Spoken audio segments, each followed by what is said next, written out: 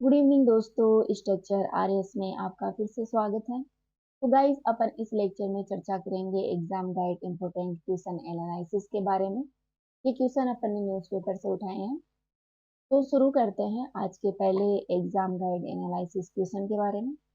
आज का पहला क्वेश्चन है, किस राज्य के अहोम युग के चराइदेव मोइदम को यूनेस्को की वर्ल्ड हेरिटेज सूची में शामिल किया गया है? तो बताइए, जो अहोम युग का एक प्रसिद्ध स्थल है चराइदेव मोइदम, का नाम है मोइदम। मोइदम को भी हाल ही में यूनेस्को हेरिटेज की सूची में शामिल किया गया, जो भारत का 43वां वर्ल्ड हेरिटेज साइट बन गया है। दोस्तों, ये अपने असम में लोकेटेड है। जो अहोम युग था, इसका शासन था, वो असम में था। तो यहाँ पर ये असम में लोकेटेड है। इसके बारे में बात की जाए तो असम के मोइदामों को भारत का 43वां वर्ल्ड हेरिटेज स्थल घोषित किया गया है। इसके अलावा गाइस, यह दर्जा असम के जो पहले सांस्कृतिक स्थल है जिसे यह दर्जा प्राप्त हुआ है।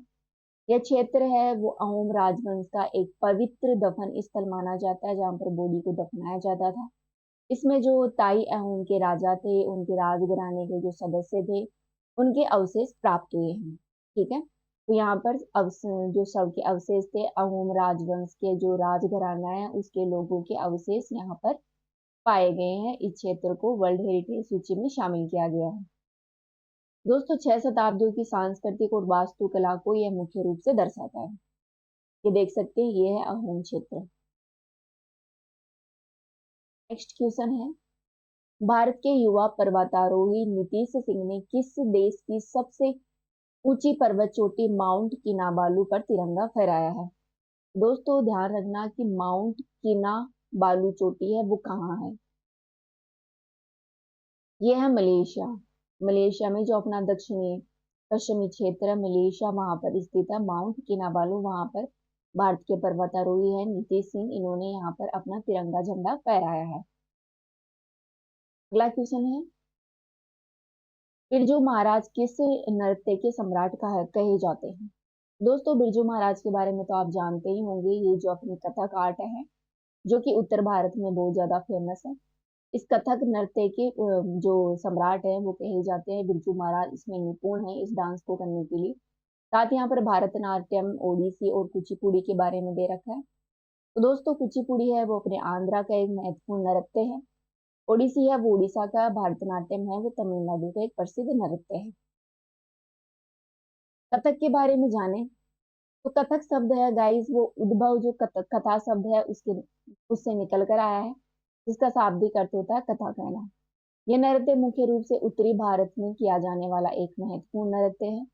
गाइस, ये मुख्य रूप से एक मंदिर या गांव में प्रदर्शन इसका किया जाता है। इसमें नर्तक होता है वो प्राचीन ग्रंथों और आदि की कहानियां सुनाते थे। भारत के उत्तर भारत का एक महत्वपूर्ण शास्त्रीय नृत्य है, जिसमें इस्लामिक और हिंदू वास्तुकला का आप मिला जुला रूप देख सकते हैं। दोस्तों, इसके विकास की बात करें कि विकसित कैसे हुआ। 15वीं और 16वीं शताब्दी के दौरान जब भक्ति आंदोलन का प्रसार हो रहा था, उस दौरान यह नृत्य निकल कर आया था। दोस्तों, इसमें राधा कृष्ण की जो प्रेम कथाएं हैं, रास लीला है, लोक नाटक है, आदि को महत्वपूर्ण रूप से दर्शाया जाता है। कथक को मुगल सम्राटों और उनके रईस रहने वाले जो अधीन जो सामंत थे, उनके दरबारों में इसका प्रदर्शन किया जाता था। इस कारण जो मुगल काल का जो क्षेत्र माना जाता है, इसके दौरान यह विकसित हुआ। और जो अपने अवध के नवाब है वाजिद अली शाह के संरक्षण में यह बहुत ही निखर कर आया। इस जो वाजिद अली शाह हैं, इनके दौरान जब कथक निकल कर आया तो उस क्षेत्र को स्वर्ण युग कहा जाता है कथक के लिए। ठीक है, फिर देखते हैं आगे इसकी नृत्य शैली के बारे में। दोस्तों, इसमें एक कथाकार होता है और एक नर्तक होता है जो छंदों का पाठ करता है, और इसमें सारी गतिविधियों का महत्वपूर्ण रूप से ध्यान रखा जाता है। साथ ही इसमें पैरों की गतियां हैं उसका ध्यान रखा जाता है, और ये एकल बेल पहने हुए नर्तक के द्वारा इसमें नृत्य किया जाता है। कथक ऐसा शास्त्रीय नृत्य है जो हिंदुस्तानी यथार्थ उत्तर भारतीय संगीत कला से संबंधित है। ठीक है, और जो आपने भारत में जो शास्त्रीय नृत्य हैं वो टोटल 8 है। उनमें कथक है वो उत्तर भारत का एकमात्र नृत्य है, और सभी हैं वो दक्षिण भारत के नृत्य आते हैं। इसके प्रमुख नर्तकों के बारे में चर्चा करें तो बिरजू महाराज है और सितारा देवी इसके प्रमुख नर्तक हैं। पर दे रखे हैं शास्त्रीय नृत्य। दोस्तों तमिलनाडु में किया जाता है भारतनाट्यम। कथकली है वो केरल में किया जाता है। कुचिपुड़ी है वो आंध्र प्रदेश का नृत्य है। ओडिसी ओडिशा का। सत्रिय है वो असम का एक प्रसिद्ध नृत्य है। मणिपुरी मणिपुर में। और मोहिनीअट्टम है वो केरल में किया जाने वाला एक महत्वपूर्ण शास्त्रीय नृत्य है। पूछ लिया जाता है एग्जाम में कि कौन सा नृत्य कहाँ से है, इनका मिलान कीजिए या फिर बताइए कि मोहिनीअट्टम नृत्य केरल में किया जाता है, कर्नाटक में किया जाता है या फिर तमिलनाडु में। तो ध्यान रखना मोहिनीअट्टम है वो केरल का महत्वपूर्ण नृत्य है।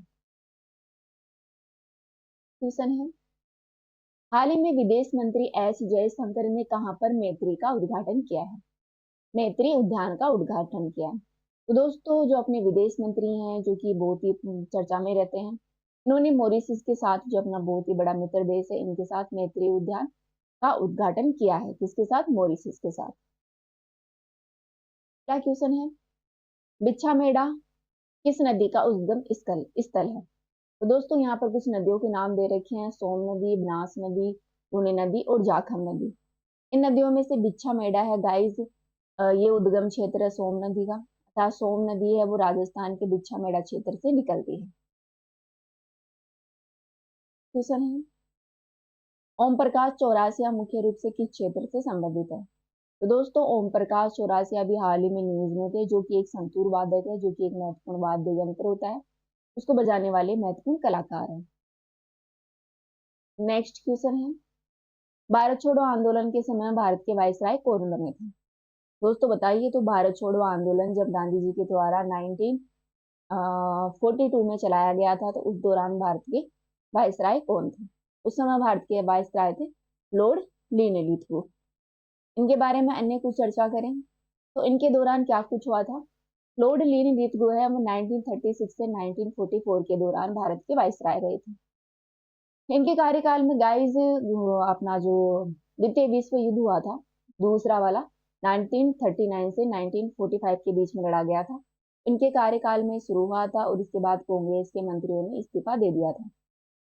इन्हीं के समय त्रिपुरी संकट आया था और फॉरवर्ड ब्लॉक का गठन किया गया था 1939 में। ठीक है दोस्तों, त्रिपुरी संकट है वो कांग्रेस के गठन को लेकर है, कांग्रेस के जो अध्यक्ष थे उनको लेकर है। ठीक है, जब सुभाष चंद्र बोस कांग्रेस के अध्यक्ष चुने गए थे तो उन्हें इसी दौरान त्रिपुरी संकट आया था और फिर बाद में फॉरवर्ड ब्लॉक की स्थापना की थी सुभाष चंद्र बोस ने।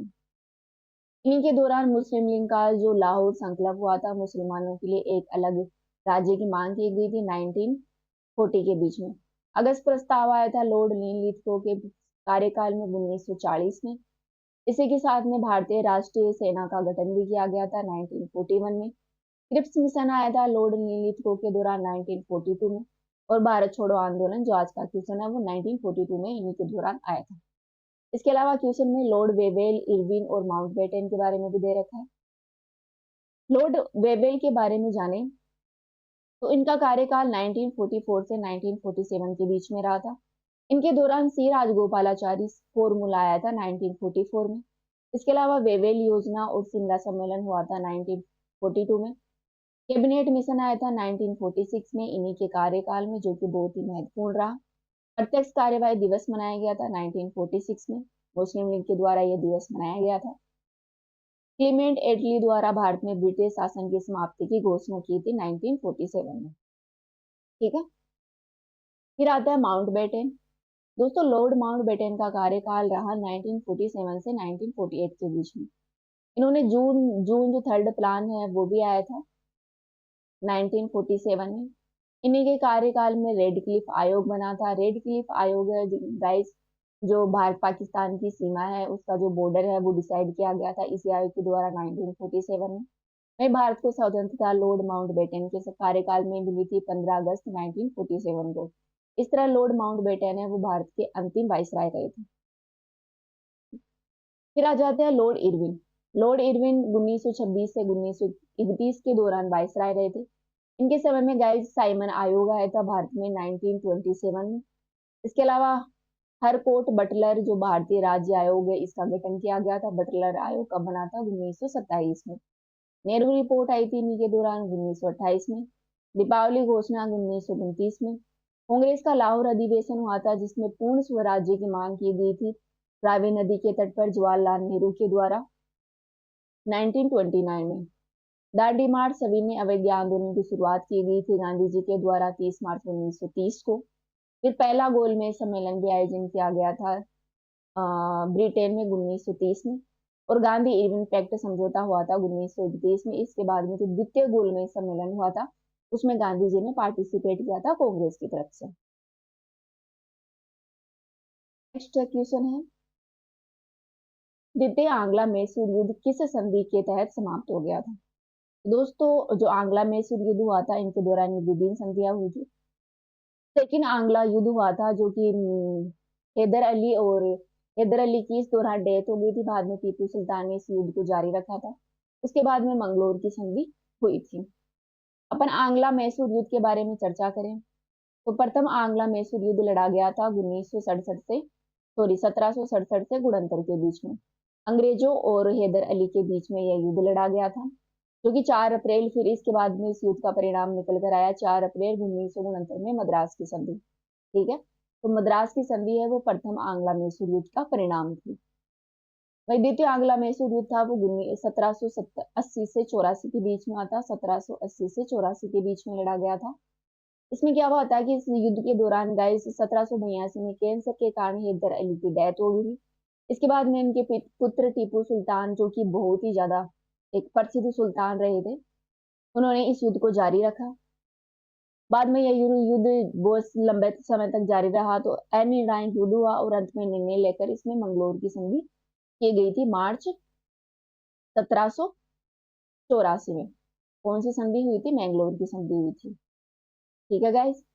फिर तृतीय आंग्ला मैसूर युद्ध है वो 1790 से 1792 टीपू सुल्तान और अंग्रेजों के बीच में लड़ा गया था, जिसमें 1792 में श्रीरंगपट्टनम की संधि हुई थी। ठीक है, फिर लास्ट में चतुर्थ आंग्ला मैसूर युद्ध हुआ था 1799 में टीपू सुल्तान और अंग्रेजों के बीच में। इस युद्ध के अंत में टीपू सुल्तान की डेथ हो गई थी। ठीक है, तो ये अपन ने जाना मैसूर युद्ध के बारे में। नेक्स्ट क्वेश्चन है अपना, 2 या 2 से अधिक राज्यों के लिए एक साझा हाईकोर्ट का गठन करना हो तो इसके लिए क्या किया जाता है? या संसद के द्वारा कोई कानून बनाया जाता है, या ऐसा राज्यपाल की सिफारिश पे होता है, या भारतीय न्यायाधीश द्वारा किया जाता है, या फिर राष्ट्रपति के द्वारा? दोस्तों, साझा हाईकोर्ट की स्थापना के लिए अपने जो संसद है उसके द्वारा कानून बनाया जाता है, तभी साझा हाईकोर्ट की स्थापना हो सकती है। अपना अंतिम क्वेश्चन है, माता टीला बहुउद्देशीय परियोजना किस राज्य में अवस्थित है? कौन सी परियोजना? माता टीला। माता टीला परियोजना है एक बहुउद्देशीय परियोजना है जो कि बहुत ही ज्यादा महत्वपूर्ण है। ये गाइस ये अपने यूपी में लोकेटेड है, उत्तर प्रदेश में स्थित है, जो कि बहुत ही ज्यादा चर्चा में थी। तो ये अपन ने जाना एग्जाम गाइड के आज एनालिसिस क्वेश्चन के बारे में। आज के वीडियो में इतना ही, कल फिर मिलते हैं नए टॉपिक के साथ। Thank you.